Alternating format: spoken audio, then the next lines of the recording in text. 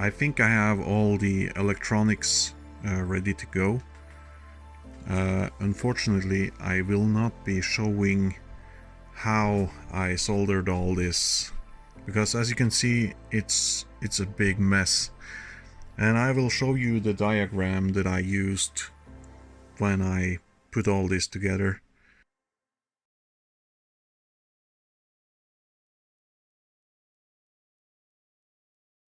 And also the end switches, they could have been better. I used the bigger ones just to be on the safe side. The smaller ones tend to be too short on this arm, so the cylinder will actually drive over it. But these, at least they work. But from a distance you won't even know this. I used the smaller ones on this side. Let me turn on light. So these are the smaller ones. Now I'll give you a quick demonstration once I get everything together on how the end switches work. Let's continue assembling the machine.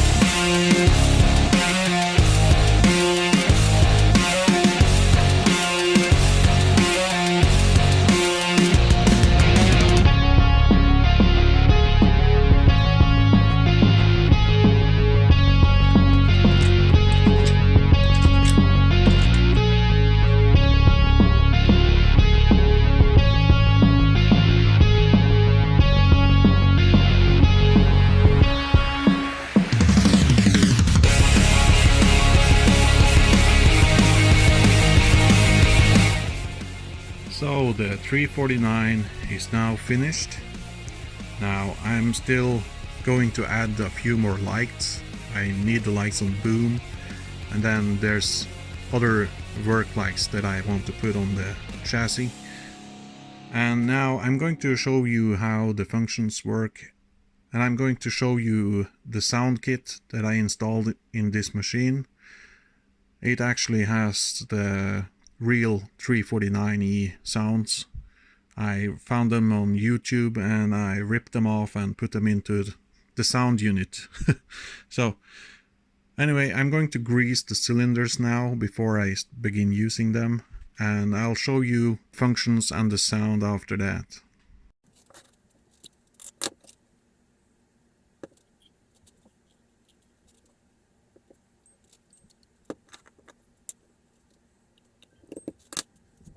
So let's walk you through the functions. So this is where you turn the machine. You press this sideways and the machine goes sideways. This is for the small arm right there.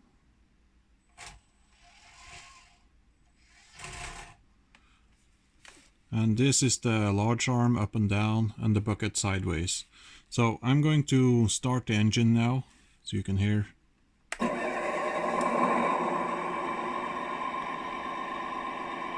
So it's running on idle, and I got a horn on the back here. Yeah, let's see how this works.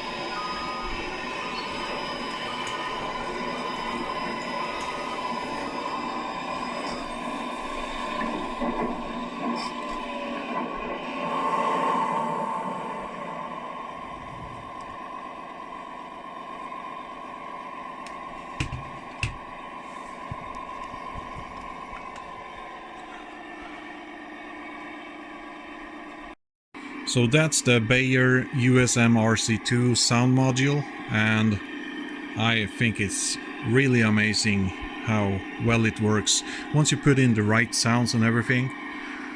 Yeah, this is good. This is really good. Now I'm super happy with how this project turned out, and I will be releasing the files for this very soon. I just have to test it a little outside and make sure that the slew ring and everything is dialed in. Yeah, it dies after 60 seconds. So I'm going to show you the basics on how I mounted the end switches now. Alright, so this is how I mounted them up. You got the end switch here. Let's begin with the motor. So this is the motor for this cylinder, right? Let me turn on the lights here. The wires for this motor comes out of these two holes, and you can see that this wire goes from the motor, goes forward into the end switch, and then it comes out of the end switch right here and goes down and into the ESC. On the other side, this wire comes out of the motor, goes into the other end switch, and comes out of the end switch and goes back down into the ESC. Now between these two poles there's a one-way diode which will allow the power current to flow through it when this end switch is pressed down. Because without this one-way diode, this switch will disable the entire motor. You won't be able to run it back or forth. But when you have the one-way diode, this will allow the motor to move the cylinder back. I hope this explanation helps.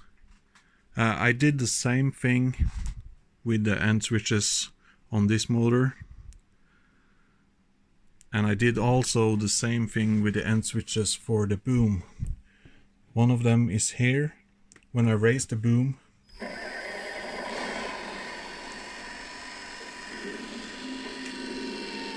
there, it cuts. And the other switch is in here. I'm just going to move the small stick so I can move the boom down. So I run the boom down.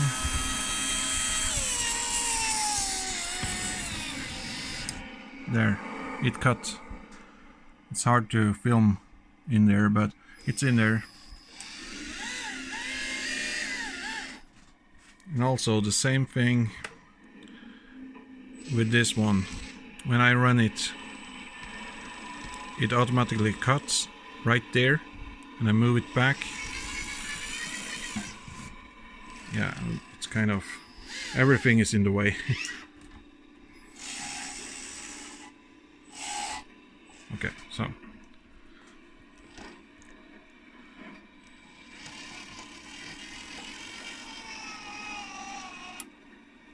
and it cuts the power.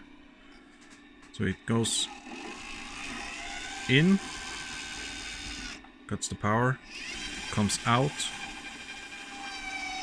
cuts the power.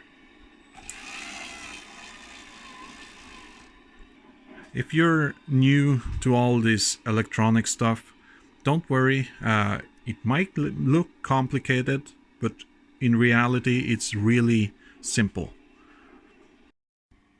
Before I end this video, I'm going to show you a side-by-side comparison between the Volvo EC550 and the CAT 349. They are almost the same size. The Volvo is a tiny bit bigger, especially on the undercarriage. The Volvo has a much bigger, fatter undercarriage.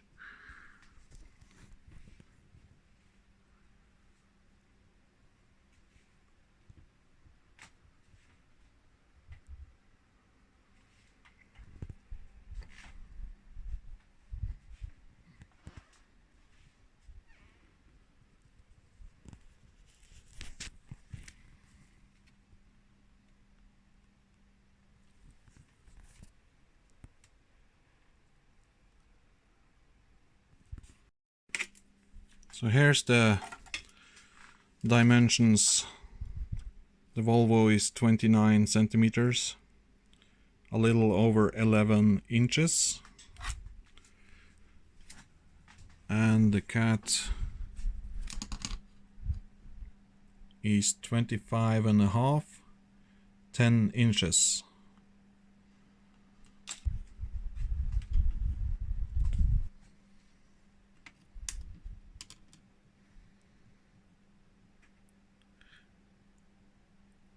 $39 a little over 15 inches.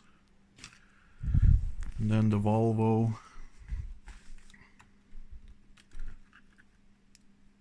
is 41, 16 inches.